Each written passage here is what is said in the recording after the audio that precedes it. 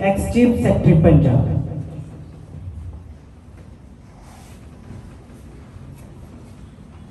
बहुत ही सत्कारयोग मेरे बड़े वीर भाई साहब भाई डॉक्टर हरकेश सिंह जी सिद्धू, पंजाब पंजाबीयत ते पंजाबी दे ब्रांड अंबैसडर डॉक्टर प्यारे लाल जिगर, शिवदलाल सिंह जी ढिल्लों, सबका IAS, सबका DC अमृतसर, चहल साहब IG रिटायर्ड, और इस हॉल दे विच बाकी बैठे भैनों भरावों, अज मैं जिहड़े पॉइंट बना के बह के आया सीगा वो शायद मुख्तलिफ सी, लेकिन जिहड़ी अज उरे डिस्कशन हुई है उस नूं देखते हुए मैं उन्होंने एक पासे रख के वो पॉइंटां ते मैं आना चाहना हाँ, बिना किसी प्रॉपर तरतीब दे, जिथे जिथे किसी ने कुछ कही गल वो करके फिर मैं जिहड़े 5-7 मिनट दे विच मेन मुद्दे ते कि असलीयत की है ते कागजां कानूनां विच की लिखिआ है ते मौके ते की लिखिआ, और अखीर जिथे मैं गल खत्म करने की कोशिश करांगा कि इस नाल फिर इस नूं ये सारा आप समझ लिया आ सारा कुछ है, तो अगे की वॉट नैक्सट सानू की करना चाहिए है, ना कि थोनों की करना चाहिए, what I suppose to do. ये सवाल का जवाब हर एक बंदा जिहड़ा इत्थे बैठा है, चाहे स्टेज पर है तो चाहे ऑडियंस है, वो पूछ के जावे, और वो सवाल बार बार आवे कि और उसका जवाब ये नहीं होना चाहिए कि मैं कुछ नहीं कर सकता। पहली गल जी मैं लवांगा उस हरकेश सिंह सिद्धू होरां ने जी आखी कि पंचायतों के रोल होर भी बढ़ाए जाने चाहिए। मैं मुतफिक हाँ, बट गल उही आ गई कि पंचायत अगर गुरदौरी करनगे तुसीं कहोगे जी कि पोलिटिकल बॉडी है, धड़ेबंदी है, ये साबका सरपंच है, ये अकाली है, कांग्रेस है। उस तरह तुसीं वसीयत की गल करते हो, कहते भी बड़ी इत्थे रेवन्यू लॉ है दूसरा तीसरा, लेकिन ये चीज़ां भी अगे नूं चल के आउणगियां। We have to start with जिन्हों कहते हैं बेबी स्टैप्स, उहदे नाल सानूं अगे तुरना पैना। डॉक्टर प्रोफैसर रोजी बैद होरां ने गल आखी वुमेन रिजर्वेशन ते उन्हां दी कैपेसिटी बिल्डिंग की आम तौर पर आपां गल करते हैं। जब भी पंचायती राज के सैमीनार भारत सरकार दे विच हुंदे ने, वही कहते जी फंड्स फंक्शनस एंड फंक्शनरीज इन्हां दी कैपेसिटी बिल्डिंग पहला कराओ। जिवें अंग्रेज़ कहता रहा कई 100 साल कि हिंदुस्तानी भारती सैल्फ रूल करने के काबिल ही नहीं, इन्होंने आज़ादी किवें दी है, ये तो लड़के मर के कट जाएंगे, ये 2 दिन नहीं ये मुल्क रहा। सो इस टर्मोलॉजी के नाल कि साडी कैपेसिटी नहीं है, साडियां बीबियां जिहड़ियां ने वो सोच नहीं सकदियां ते पिंड के आम मसलियां ते ब्लॉक के मसलियां ते नहीं कर सकदियां, उन्होंने अपने घर के जी ही उस पोलिटिकल प्रोसैस तो महरूम रख देंगे। एग्जाम्पल मैं दिना, पहली बारी जो 1994 जिला परिषद की इलैक्शन हुई, उदों पहला जो असीं सर्विस ज्वाइन की 1984 1952 का ग्राम पंचायत एक्ट पढ़िया और पंचायत समिति का जिला परिषद एक्ट पढ़िया 1961 का, पढ़ के लग्या कि वाकई किसी सोच समझ के किसी बंदे ने बनाया है कि पिंडां वालियां नूं, ब्लॉक पद्धर वालियां नूं, जिला परिषद वालियां नूं अख्तियार दिते। एज SDM मैं पूछा, मैं क्या अपनी पंचायत समिति, वो कहते जी वो पता नहीं कदों की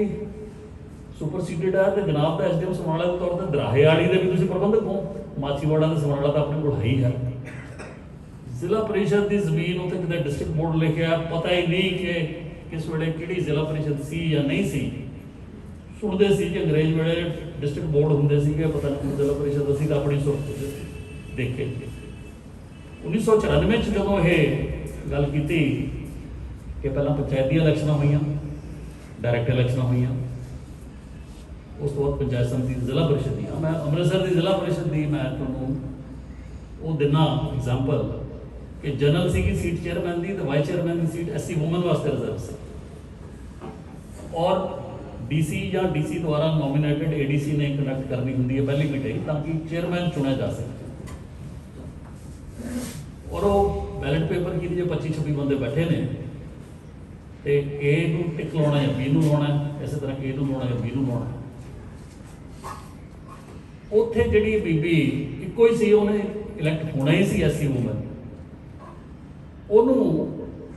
ADC ਨੂੰ ਬੜਾ ਸਮਝਾਉਣਾ ਪਿਆ ਕਿ ਵੀ ਬੀਬੀ ਇਹ ਟਿਕ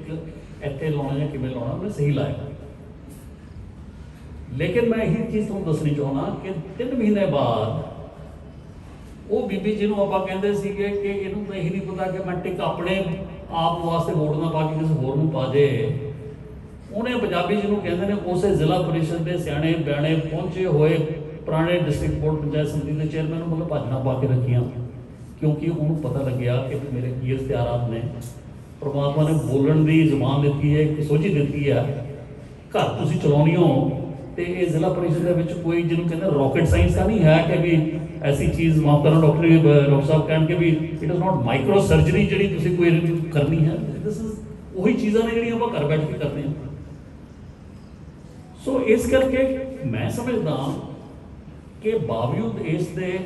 ਕਿ ਸੰਵਿਧਾਨ ਨੇ ਪਹਿਲੇ ਦਿਨ ਤੋਂ ਕਾਨੂੰਨ ਦੀ ਸ਼ਕਲ ਦੇ ਵਿੱਚ ਇਹ ਸਾਨੂੰ ਅਧਿਕਾਰ ਦਿੱਤੇ ਸੀ, ਲੇਕਿਨ ਉਹ ਜਿੱਥੇ ਇੱਕ ਪਾਸਿਓਂ ਅਧਿਕਾਰ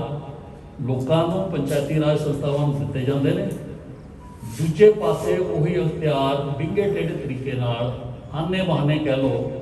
ਉਹ ਲੈ ਲਿੱਤੇ ਜਾਂਦੇ ਨੇ। ਗੱਲ ਸਾਰੀ ਇਹੀ ਹੈ ਕਿ ਹਰ ਬੰਦਾ ਕਹਿੰਦਾ ਹੈ ਕਿ ਆਹ ਜਿਹੜਾ ਐਕਸਰਸਾਈਜ਼ ਆਫ ਦਿਸ ਫੰਕਸ਼ਨ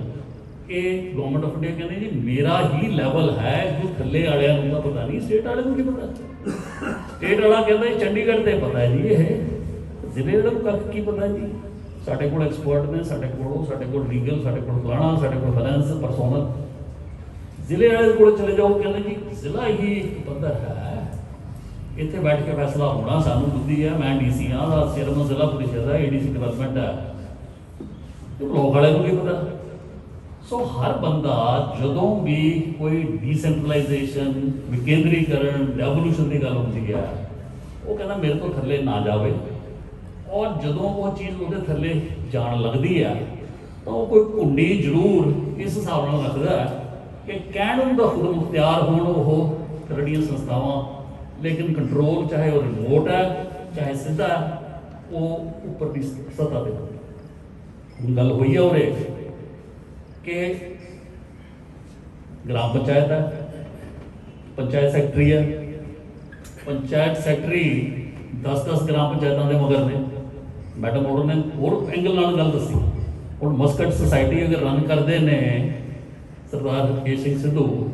ਉਹਨਾਂ ਦਾ ਜਿਹੜਾ ਕੋਈ ਸੈਕਟਰੀ ਹੈ ਜਾਂ ਉਹਨਾਂ ਦਾ ਜਿਹੜਾ ਆਡਿਟ ਕਰਦਾ ਕੋਈ ਸਰਕਾਰ ਤਾਂ ਨਹੀਂ ਅਪਾਇੰਟ ਕਰਦੀ। ਸੋ ਉਹ ਜਿਹੜਾ ਬੰਦਾ ਜਿਹੜਾ ਪੰਚਾਇਤ ਸਮਿਤੀ ਦਾ ਜਾਂ ਬਲਾਕ ਦਾ ਮੁਲਾਜ਼ਮ ਹੈ, ਉਹਦੀ ਲੋਇਲਟੀ ਕਿੱਥੇ ਹੋਊਗੀ? ਉਹ ਤਾਂ BDO ਤੋਂ ਕਿੰਨੀ ਚੱਕੂਗਾ, ਉਹ ਤਾਂ MLA ਕਿੰਨੀ ਚੱਕੂਗਾ, ਉਹ ਸਰਪੰਚ ਨੂੰ ਕੀ ਪੁੱਛਦਾ। ਉਸੇ ਤਰ੍ਹਾਂ ਜਿਹੜਾ BDO ਹੈ, ਇੱਕ ਗਜ਼ਟਡ ਆਫਸਰ ਹੈ ਪੰਜਾਬ ਸਰਕਾਰ ਦਾ, ਉਹ ਅੱਜ ਵੀ ਕਾਨੂੰਨ ਦੇ ਮੁਤਾਬਕ ਐਗਜ਼ੈਕਟਿਵ ਆਫਸਰ ਪੰਚਾਇਤ ਸਮਿਤੀ ਹੈ, ਉਹ ਆਪਣੇ ਡਾਇਰੈਕਟਰ ਤੇ ਸੈਕਟਰੀ ਤੇ ਮੰਤਰੀ ਨੂੰ ਪੁੱਛੂਗਾ ਕਿ ਆਪਣੇ ਚੇਅਰਮੈਨ ਨੂੰ ਪੁੱਛੂਗਾ। ਚੇਅਰਮੈਨ ਨੂੰ ਟਿੱਚ ਜਾਣਦਾ, ਉਹ ਕਹਿੰਦਾ ਜੀ ਜਦੋਂ ਮੀਟਿੰਗ ਕਰੋਗੇ ਉਦੋਂ ਗੱਲ ਕਰਿਓ, ਮੈਂ ਤਾਂ BDO ਦੀ ਹੈਸੀਅਤ ਚਾਹਾਂ, ਮੈਂ ਨਹੀਂ ਨਾ ਮੇਰਾ ਦੌਰਾ ਪ੍ਰੋਗਰਾਮ ਤੁਹਾਡੇ ਕੋਲ ਆਵੇ ਨਾ ਹੋਰ ਆਵੇ। ਉਸੇ ਤਰ੍ਹਾਂ ਤੁਸੀਂ ਉੱਪਰ ਚਲੇ ਚੱਲੋ। ਜ਼ਿਲ੍ਹਾ ਪਰਿਸ਼ਦ ਦੀ ਆਪਾਂ ਗੱਲ ਕਰੀਏ, ਅੱਗੇ ਡਿਪਟੀ CEO ਤੇ CO, ਐਡੀਸ਼ਨਲ ਡਿਪਟੀ ਕਮਿਸ਼ਨਰ ਨੇ। ਔਰ ਅਗਰ ਭਾਰਤ ਸਰਕਾਰ ਤੇ ਸਟੇਟ ਗਵਰਨਮੈਂਟ ਦੀ ਗੱਲ ਕੀਤੀ ਜਾਵੇ ਤਾਂ ਆਲ ਇੰਡੀਆ ਸਰਵਿਸਿਜ਼ ਵੀ ਉਸੇ ਦਾ ਇੱਕ ਤਰ੍ਹਾਂ ਦਾ ਇੱਕ ਨਮੂਨਾ ਹੈ ਕਿ ਇਲੈਕਟ ਉਹਨਾਂ ਨੂੰ ਸਿਲੈਕਟ ਕਰਦੀ ਹੈ ਭਾਰਤ ਸਰਕਾਰ ਤੇ ਤੁਸੀਂ ਭੇਜ ਦਿੰਦੇ ਹੋ ਸਟੇਟਸ ਤੋਂ। ਇਹ ਜਿਹੜਾ ਡੀਸੈਂਟਰਲਾਈਜੇਸ਼ਨ ਵਾਲਾ ਮੁੱਦਾ ਹੈ, ਇਹ ਕਿਤੇ ਨਾ ਕਿਤੇ ਕਹਿਣ ਨੂੰ, ਲੈਕਚਰ ਦੇਣ ਨੂੰ ਪੋਲੀਟੀਕਲ ਸਟੇਜਾਂ ਤੇ ਬਹੁਤ ਹੀ ਚੰਗਾ ਲੱਗਦਾ, ਪਰ ਉਹ ਕੁੰਡੀਆਂ ਨਾਲ ਰੱਖੀਆਂ ਹੁੰਦੀਆਂ ਨੇ। ਇੱਥੇ ਗੱਲ ਕੀਤੀ ਗਈ ਕਿ ਕਨਸਟੀਟਿਊਸ਼ਨਲ ਅਮੈਂਡਮੈਂਟਸ ਦੀ 1992 'ਚ ਸਵਰਗੀ ਰਾਜੀਵ ਗਾਂਧੀ ਜੀ ਦਾ ਨਾਮ ਦਿੱਤਾ ਗਿਆ, ਨਰਸਿਮਹਾ ਰਾਓ ਵੇਲੇ ਉਹ ਲਾਗੂ ਹੋਈਆਂ। ਪਰ ਮੈਂ ਸਮਝਦਾ ਕਿ ਲੋਕਾਂ ਨੇ ਜੋ ਗੱਲ ਢਿੱਲੋਂ ਸਾਹਿਬ ਨੇ ਕਹੀ ਕਿ ਇਹ ਲੋਕਾਂ ਨੇ ਵੀ ਦ ਪੀਪਲ ਉਹਨਾਂ ਨੇ ਦਿੱਤਾ। ਹੁਣ ਇਹ ਕਿਉਂ ਦਿੱਤਾ ਤੇ ਇਹਦੀ ਕੀ ਮਹੱਤਤਾ ਹੈ, ਪਹਿਲਾਂ ਇਹਨੂੰ ਸਮਝਣ ਦੀ ਬਹੁਤ ਜ਼ਰੂਰਤ ਹੈ। ਅੱਜ ਪੰਜਾਬ ਦੇ ਵਿੱਚ 1952 ਦਾ ਕਾਨੂੰਨ ਸੀ ਗ੍ਰਾਮ ਪੰਚਾਇਤ ਵਾਸਤੇ, ਤੇ ਦੂਜੇ ਪਾਸੇ ਤੁਹਾਡੇ ਕੋਲ 1961 ਦਾ ਕਾਨੂੰਨ ਸੀ ਜ਼ਿਲ੍ਹਾ ਪਰਿਸ਼ਦ ਤੇ ਪੰਚਾਇਤ ਸਮਿਤੀਆਂ ਵਾਸਤੇ। ਕੱਲ੍ਹ ਨੂੰ ਕੋਈ ਮੌਕੇ 'ਤੇ ਸਰਕਾਰ ਆਉਂਦੀ, ਉਹ ਕਹਿੰਦੀ ਜੀ ਇਹਨਾਂ ਨੇ ਤਾਂ ਪਿੰਡ ਦੀ ਪੋਲੀਟਿਕਸ ਨੂੰ ਵਿਸ਼ੀਏਟ ਕਰ ਦਿੱਤਾ, ਭਰਾ ਨੂੰ ਭਰਾ ਨਾਲ ਲੜਾ ਦਿੱਤਾ, ਅਸੀਂ ਤਾਂ ਇਹਨੂੰ ਖਤਮ ਹੀ ਕਰ ਦਿਆਂਗੇ। ਸਾਡਾ ਤਾਂ ਡੀਸੀ ਦਾ ਅਪਾਇੰਟਡ ਲੰਬੜਦਾਰ ਹੈ, ਜਿਹੜੀ ਗੱਲ ਕੋਈ ਪੁੱਛਣੀ ਹੋ ਲੰਬੜਦਾਰ ਨੂੰ ਪੁੱਛਾਂਗੇ, ਸਾਨੂੰ ਪੰਚ ਸਰਪੰਚ ਕਾਸੇ ਦੀ ਲੋੜ ਹੀ ਨਹੀਂ। 1992-93 ਤੋਂ ਪਹਿਲਾਂ ਕੋਈ ਵੀ ਰਾਜ ਸਰਕਾਰ ਆਪਣੀ ਵਿਧਾਨ ਸਭਾ 'ਚ ਇਹ ਕਾਨੂੰਨ ਪਾਸ ਕਰਕੇ ਇਹ ਕਹਿ ਸਕਦੀ ਸੀ ਕਿ ਜੀ ਸਾਨੂੰ ਕੋਈ ਪੰਚਾਇਤਾਂ ਦੀ, ਪੰਚਾਇਤ ਸਮਿਤੀਆਂ ਦੀ 3 ਟਾਇਰ ਸਿਸਟਮ ਦੀ ਲੋੜ ਨਹੀਂ। There was no constitutional guarantee. बड़िया ने बलवंत राय मेहता कमेटी ये 3 tier system policy guidelines of government of India, but हकीकत ये सी। सो ये जिहड़ी अमेंडमेंट आई, उन्होंने ये कहा कि जिवें एक राज दे विच राज सरकार होगी, दिल्ली दे विच केंद्र दी यूनियन गवर्नमेंट होगी, उस तरह ये लाजम है कि जिले दे विच जिला परिषद, ब्लॉक समिति ते ग्राम पंचायत ये होनी है, और उन्होंने तुसीं अव्वल तां सुपरसीड कर नहीं सकते, और जे करोगे तो 6 महीने के अंदर अंदर तुहानूं ओहदी इलैक्शन करवाउणी पवेगी। सो ये सारा जिहड़ा निज़ाम है कॉन्स्टिट्यूशनल गारंटी दे विच है, तां ही चंगी माड़ी गुड बैड अगली जो भी ने अपने जिला परिषद भी ने, पंचायत समितियां भी ने, और उहदे नाल अर्बन लोकल बॉडीज़ भी ने, because of this constitutional guarantee. और जिदा जिक्र किया गया स्टेट फाइनेंस कमीशन ते state election commission, election commission independent body है, इलैक्शन कंडक्ट करे, लेकिन इलैक्शन नाल रिलेटेड ऐसे काम ने डॉक्टर के सिंह सिद्धू होरें दस्सिया कि भी तुसी हर वार्ड बनानी है, वार्ड को रिजर्व करना है, नहीं करना, किहड़े लोड करना है, उहदे बारे it is the department which is notifying. Election commission को पता ही नहीं। सिमिलरली तुसीं रोटेशन करनी है कि बाय ड्रॉ ऑफ लॉट्स करना है, उन्होंने हथ पल्ले कुछ है ही नहीं। और जिहड़ी मैं समझदा कि सब तो वड्डी ढाह ग्राम पंचायत को लगी है, वो यही लगी है, कौमी बाई होरां ने गल कीती सी कि जिहड़ा तुहाडा सरपंच डायरैक्टली इलैक्टेड नहीं है, वो पिंड का हैडमैन कितों बन सकता? वो तो अपने पंच अंक नहीं झाकदा कि मेरा कोरम पूरा हो रहा है कि नहीं हो रहा। वो अगले कहते हैं इनू आ मतलब ये खिलाफ पास कर देना है, और कार्रवाई रजिस्टर वो पंचायत सैकटरी चक्की फिरता है। सो ये सारी जी चीज़ा ने इस आपां नूं की करना चाहिए। गल्लां फाइनेंस कमीशन ते ग्रांट दी होंदियां, कहते ग्रांट तो साडे ब्लड दे विच है, वो जो ग्रांट भी है वो हजे भी टर्मिनोलॉजी हुई है central finance commission grants, state finance commission grants. पिछे जो मैं देख रहा सीगा ते जिहड़ियां ग्रांट्स सेंट्रल फाइनेंस कमीशन तो आईयां वध सी घट सी पर कैपिटा कुछ भी ना होण, वो पिछले 3-4 साल का तुसीं लेखा जोखा देख लो, आईयां इन्नियां रिलीज टू पंचायत निल, आईयां इन्नियां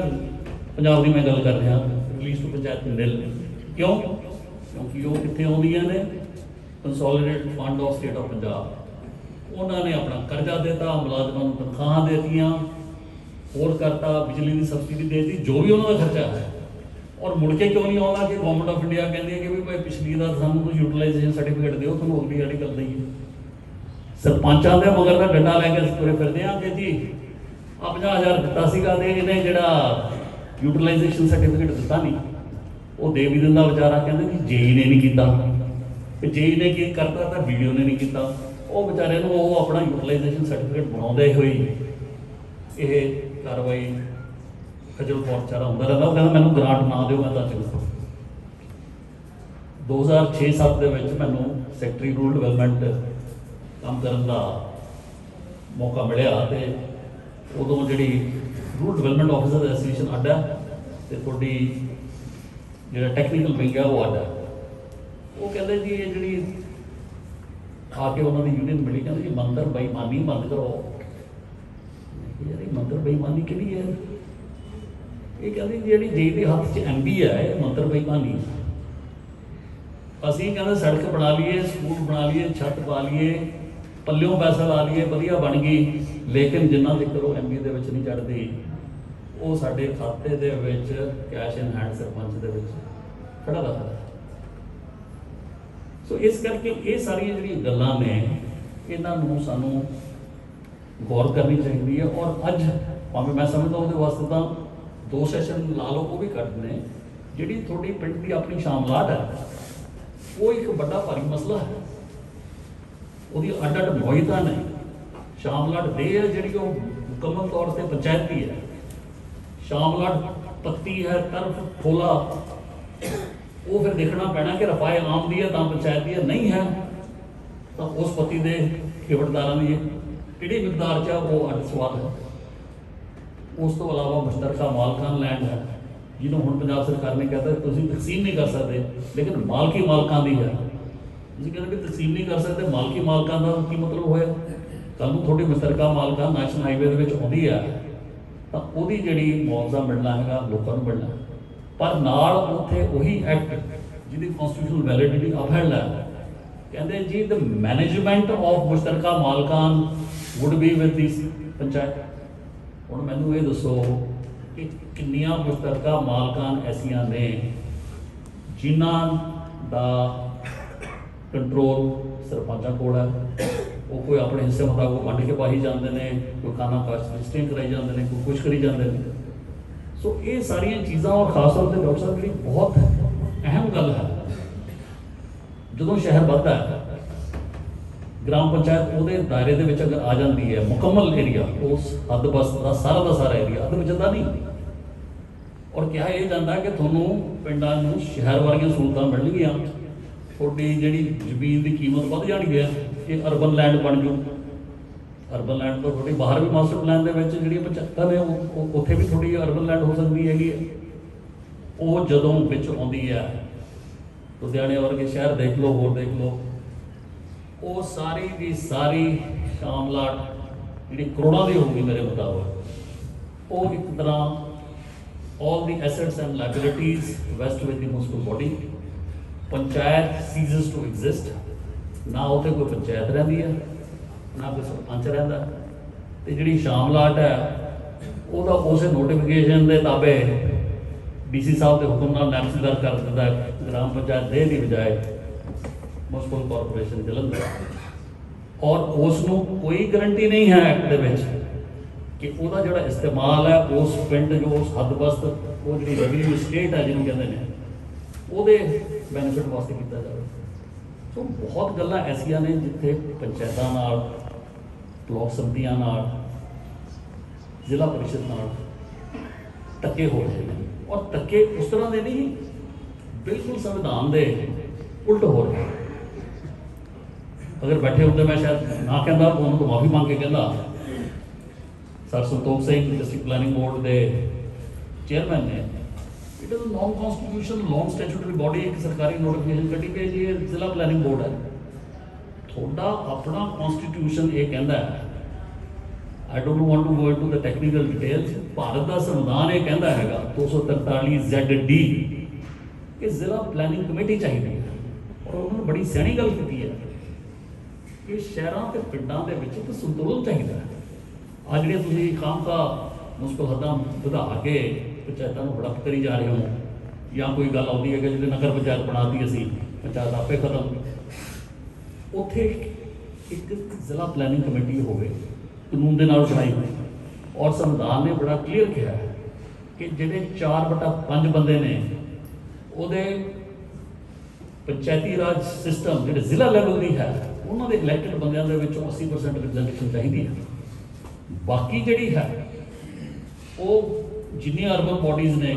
ਉਹਨਾਂ 'ਚ ਚਾਹੀਦੀ ਹੈ, ਚਾਹੇ ਜ਼ਿਲ੍ਹਾ ਲੁਧਿਆਣੇ ਵਰਗਾ ਜਿੱਥੇ ਪ੍ਰਪੋਰਸ਼ਨੇਟ ਪੋਪੂਲੇਸ਼ਨ ਤੁਹਾਡੀ ਸ਼ਹਿਰ ਦੀ ਜ਼ਿਆਦਾ ਹੋਵੇ, ਅੰਮ੍ਰਿਤਸਰ ਵਰਗਾ, ਜਲੰਧਰ ਵਰਗਾ, ਪਰ ਤੁਹਾਡੇ 80% ਮੈਂਬਰ ਜ਼ਿਲ੍ਹਾ ਪਲੈਨਿੰਗ ਕਮੇਟੀ ਦੇ ਕਿੱਥੇ ਹੋਣੇ ਚਾਹੀਦੇ ਨੇ? ਜ਼ਿਲ੍ਹਾ ਪਰਿਸ਼ਦ ਦੇ ਇਲੈਕਟਡ ਮੈਂਬਰਾਂ ਚੋਂ, ਨੋਮੀਨੇਟਡ ਚੋਂ। ਇਹ ਮੈਨੂੰ ਦੱਸੋ, ਆਪਣੀ ਇਹ 1992, 93, 94 ਜਦੋਂ ਦੀ ਵੀ ਅਮੈਂਡਮੈਂਟ ਹੈ ਲਾਗੂ ਹੋਈ ਹੈ, ਤੇ ਪੰਜਾਬ ਦੇ ਵਿੱਚ ਮੈਡਮ ਆਪਣੀਆਂ ਜ਼ਿਲ੍ਹਾ ਪਲੈਨਿੰਗ ਕਮੇਟੀਆਂ ਬਣੀਆਂ ਕਿ ਨਹੀਂ ਬਣੀਆਂ? ਕੀ ਇਹ ਸੰਵਿਧਾਨ ਤੋਂ ਅਸੀਂ ਉੱਪਰ ਆ ਜਾਂ ਬਾਹਰ ਆ, ਜਾਂ ਸੰਵਿਧਾਨ ਨੇ ਸਾਨੂੰ ਆਪਸ਼ਨ ਦਿੱਤੀ ਹੈ हाँ उन्होंने कहा कि इख्तियार करने ने और special planning doctor Harkesh Singh Sidhu होਰਾਂ ਨਾਲ ਗੱਲ ਚੱਲ ਰਹੀ ਸੀ ਕਹਿੰਦੇ ਜੀ ਚੇਂਜ ਆਫ ਲੈਂਡ ਯੂਜ਼ ਦੀ ਜਿਹੜੀ ਹੈ ਉਹ ਜ਼ਿਲ੍ਹਾ ਪਰਿਸ਼ਦ ਕੋਲ ਚਾਹੀਦੀ ਹੈ ਇਹਨਾਂ ਨੇ ਕਿਹਾ ਕਿ ਸਪੈਸ਼ਲ ਪਲਾਨਿੰਗ ਕੀ ਹੈ ਕਿਹੜੀ ਜਗ੍ਹਾ ਕੀ ਬਣਨਾ ਹੈ ਉਹ ਪਾਵਰਾਂ ਡਿਸਟ੍ਰਿਕਟ ਪਲਾਨਿੰਗ ਕਮੇਟੀ ਦੀਆਂ ਨੇ ਸੋ ਜੋ ਸੰਵਿਧਾਨ ਦੇ ਵਿੱਚ ਪ੍ਰੋਵਾਈਡਡ ਹੈ ਉਹ ਤਾਂ ਆਪਾਂ ਕਰ ਨਹੀਂ ਰਹੇ 2021 ਚ ਆ ਗਿਆ ਤੇ ਨੋਮੀਨੇਟਡ ਜਿਹੜੀ ਹੈ ਕਿ ਇਹ ਮੇਰਾ ਖਾਸ ਹੈ ਤੇ ਇਹ ਜ਼ਿਲ੍ਹਾ ਪਲਾਨਿੰਗ ਬੋਰਡ ਨੂੰ ਕਰਤਾ ਤੇ ਤੁਸੀਂ ਘਰੋਂ ਭੱਜ ਸੋ ਇਹ ਗੱਲਾਂ ਜਿਹੜੀਆਂ ਨੇ ਇਹਨਾਂ ਤੇ ਬਹੁਤ ਡੂੰਘੇ ਤਰ੍ਹਾਂ ਵਿਚਾਰ ਕਰਨ ਦੀ ਲੋੜ ਹੈ 11th ਸ਼ਡਿਊਲ ਮੈਂ ਟੈਕਨੀਕਲ ਨਾ ਹੁੰਦਾ ਹੋਇਆ ਜਦੋਂ ਇਹ ਬਣਿਆ ਸੰਵਿਧਾਨ ਦੇ ਵਿੱਚ ਉਹਨਾਂ ਨੇ 11ਵਾਂ ਸ਼ਡਿਊਲ ਕਨਸਟੀਟਿਊਸ਼ਨ ਦਾ ਦਿੱਤੇ ਕਿ ਆਹ ਵਿਸ਼ੇ ਨੇ ਜਿਨ੍ਹਾਂ ਨੂੰ ਜਿੱਥੋਂ ਮੁਨਾਸਬ ਸਮਝੇ ਜ਼ਿਲ੍ਹਾ ਪੱਧਰ ਤੇ ਬਲਾਕ ਪੱਧਰ ਤੇ ਜਾਂ ਪੰਚਾਇਤ ਪੱਧਰ ਤੇ ਸਟੇਟ ਗਵਰਨਮੈਂਟ ਨੂੰ ਦੇ ਦੇ ਅਗਰ ਮੈਂ ਲਿਸਟ ਪੜ੍ਹਨੀ ਸ਼ੁਰੂ ਕਰਾਂ ਉਸ ਲਿਸਟ ਨੂੰ ਵੀ 5 ਮਿੰਟ ਲੱਗ ਜਾਣਗੇ ਲੇਕਿਨ ਤੁਸੀਂ ਇਹ ਦੇਖੋ ਕਿ ਮੋਟੇ ਤੌਰ ਤੇ agriculture land improvement minor irrigation animal husbandry fishery social forestry poverty alleviation programme ਕਰਕੇ ਇਹ 29 ਐਸੇ ਨੁਕਤੇ ਨੇ ਜਿਹੜੇ ਪੰਚਾਇਤੀ ਰਾਜ ਸਿਸਟਮ ਦੇ ਦਾਇਰੇ ਦੇ ਵਿੱਚ ਹੋਣੇ ਚਾਹੀਦੇ ਹੁਣ ਉਹ ਕਹਿੰਦੇ ਨੇ ਜੀ ਡੈਵੋਲੂਸ਼ਨ ਦੇ ਵਿੱਚ ਪੰਜਾਬ ਪਿਛਲੀਆਂ ਚੋਣਾਂ ਪਿਛਲੀਆਂ ਚ ਆਪੇ ਹੋਣਾ ਕਿ ਉਹਨਾਂ ਨੂੰ ਤੁਸੀਂ ਕੱਖ ਦਿੱਤਾ ਨਹੀਂ ਔਰ ਜਿੱਥੇ ਦੇਣ ਦੀ ਕੋਸ਼ਿਸ਼ ਕੀਤੀ ਉਹ ਕਿਸੇ ਨਾ ਕਿਸੇ ਵਜ੍ਹਾ ਕਰਕੇ ਰਿਵਰਸ ਹੋ ਗਏ ਡਾਕਟਰ ਸਾਹਿਬ 2006-7 ਦੇ ਵਿੱਚ ਜਿਹੜੇ ਡਾਕਟਰਸ ਰੱਖੇ ਗਏ ਜ਼ਿਲ੍ਹਾ ਪਰਿਸ਼ਦ ਦੇ I was then with the rural development department ਉਹ ਇਹ ਕਿਹਾ ਗਿਆ ਕਿ ਜੀ ਇੰਨਾ ਤੁਹਾਨੂੰ ਉੱਕਾ ਪੋਕਾ ਦੇਣਾ ਇਹਦੇ ਵਿੱਚ ਤੁਸੀਂ ਆਪਣਾ ਇੱਕ ਕਲਾਸ 4 ਵੀ ਰੱਖਣਾ ਤੇ ਦਵਾਈਆਂ ਵੀ ਰੱਖਣੀਆਂ ਨੇ and you are on contract basis with ਜ਼ਿਲ੍ਹਾ ਪਰਿਸ਼ਦ ਉਹ ਡਾਕਟਰ ਸਾਹਿਬ ਚੱਲ ਰਹੇ ਨੇ ਕਿ ਮਤਲਬ ਉਹ ਵਿੱਚ ਵਿਚਾਲੀ ਹੈ ਰੈਗੂਲਰ ਹੋ ਗਏ ਹੈ ਤਾਂ ਉਸ ਪਾਸੇ ਜਿਹੜੇ ਪ੍ਰਾਇਮਰੀ ਸਕੂਲ ਸੀ ਉਸ 'ਚ ਆਮ ਤੌਰ ਤੇ ਹੁੰਦਾ ਸੀ ਕਿ ਜੇ ਪ੍ਰਾਇਮਰੀ ਸਕੂਲ ਉੱਥੋਂ ਬਦਲੀ ਕਰਾ ਜਾਂਦਾ ਬਾਰਡਰ ਏਰੀਆ 'ਚ ਕੋਈ ਨਹੀਂ ਰੱਖਦਾ ਫਲਾਣਾ ਪ੍ਰਾਇਮਰੀ ਸਕੂਲ ਦਾ ਡਿਸਟ੍ਰਿਕਟ ਕੇਡਰ ਸੀ ਉੱਥੇ ਜ਼ਿਲ੍ਹਾ ਪਰਿਸ਼ਦ ਦੀ ਐਜ਼ ਮੁਲਾਜ਼ਮ ਵਿਦ ਫੁੱਲ ਸਕੇਲ ਉਹਨਾਂ ਨੂੰ ਉਹ ਕੀਤਾ ਗਿਆ ਰਿਕਰੂਟ ਕੀਤਾ ਗਿਆ ਔਰ ਇਹ ਕਹਿ ਕੇ ਕਿ ਵੀ ਇਹ ਉਸੇ ਪਿੰਡ ਦੇ ਵਿੱਚ ਵਰਕ ਕਰਨਗੇ ਆਹ 2-3 ਸ਼ਰਤਾਂ ਨੇ ਮੈਰਿਜ ਬੇਸ ਤੇ ਕੋਈ ਹੈਂਡੀਕੈਪ ਹੈ ਉਹ ਵੀ against vacancy because they are meant and recruited for that village ਉਹ ਤਾਂ 2-3 ਸਾਲ ਤੋਂ ਮੈਂ ਮੁੜ ਕੇ ਸਕੂਲ ਐਜੂਕੇਸ਼ਨ ਸੀ ਉਦੋਂ ਹੀ ਪ੍ਰਪੋਜ਼ਲ ਚੱਲ ਰਹੇ ਸੀ ਤੇ ਉਹ ਮੁੜ ਕੇ ਜੋ ਦਿੱਤੀਆਂ ਗਏ ਅਧਿਕਾਰ ਫੰਡ ਫੰਕਸ਼ਨ ਦੀ ਗੱਲ ਖਤਮ ਹੋ ਗਈ ਸੋ ਸਵਾਲ ਫਿਰ ਇਹ ਉੱਠਦਾ ਹੈ ਕਿ ਇਸ ਮੁੱਦੇ ਦੇ ਵਿੱਚ ਤੁਸੀਂ ਐਜ਼ ਸਰਪੰਚ ਕੀ ਕਰੋ ਐਜ਼ ਮੈਂਬਰ ਜ਼ਿਲ੍ਹਾ ਪਰਿਸ਼ਦ ਕੀ ਕਰੋ ਐਜ਼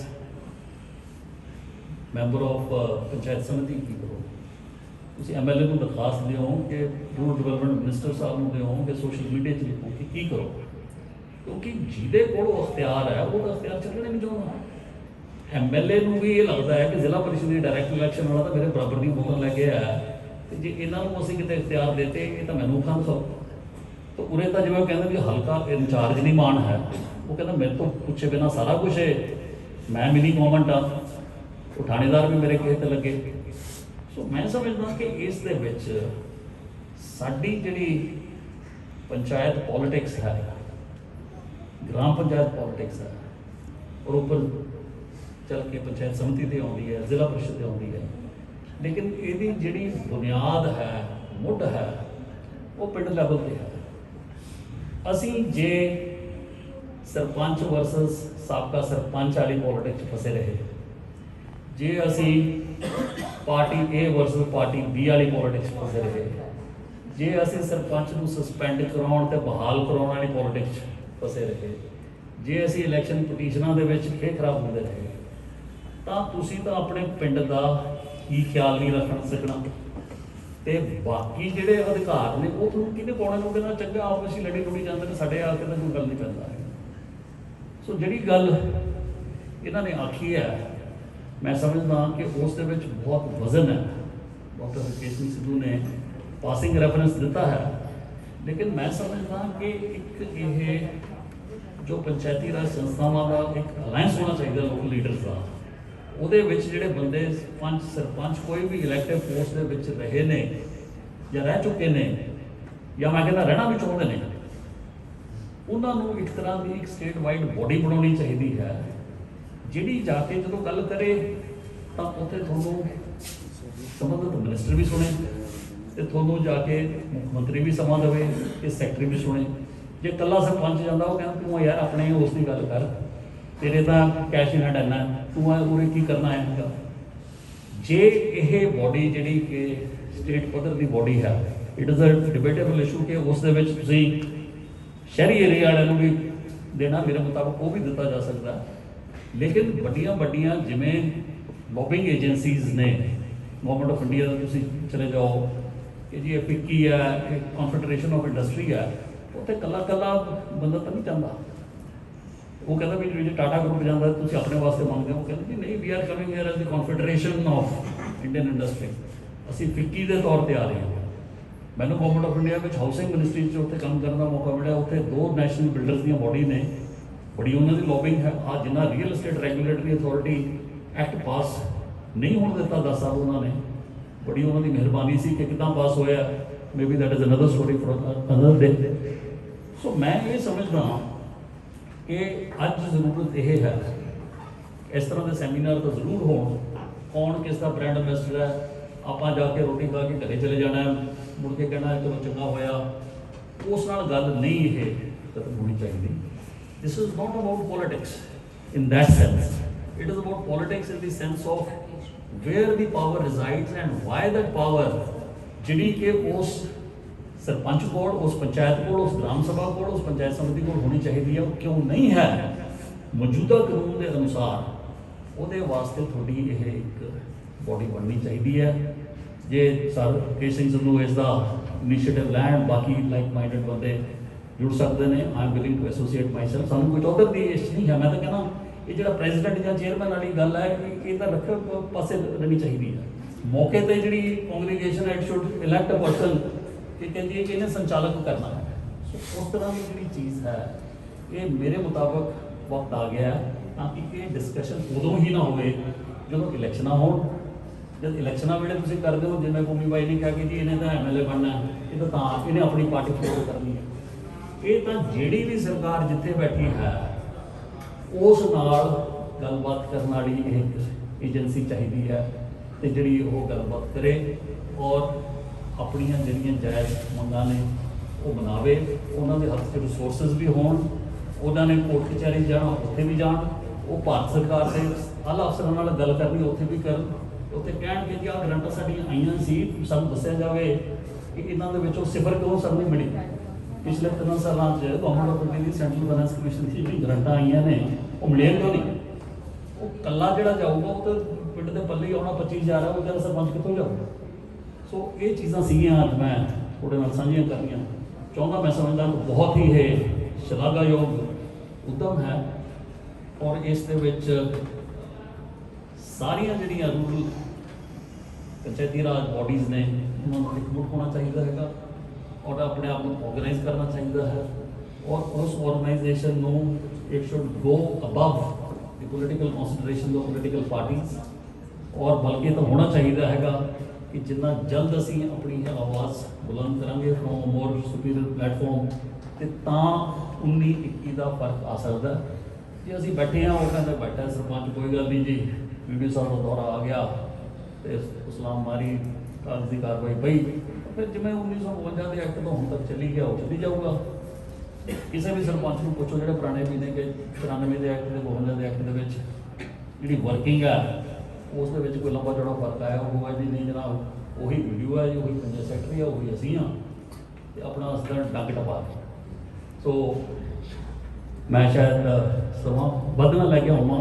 ਲੇਕਿਨ ਮੈਂ ਸਮਝਦਾ ਕਿ ਤੁਹਾਡੇ ਨਾਲ ਰੂਬਰੂ ਹੋ ਕੇ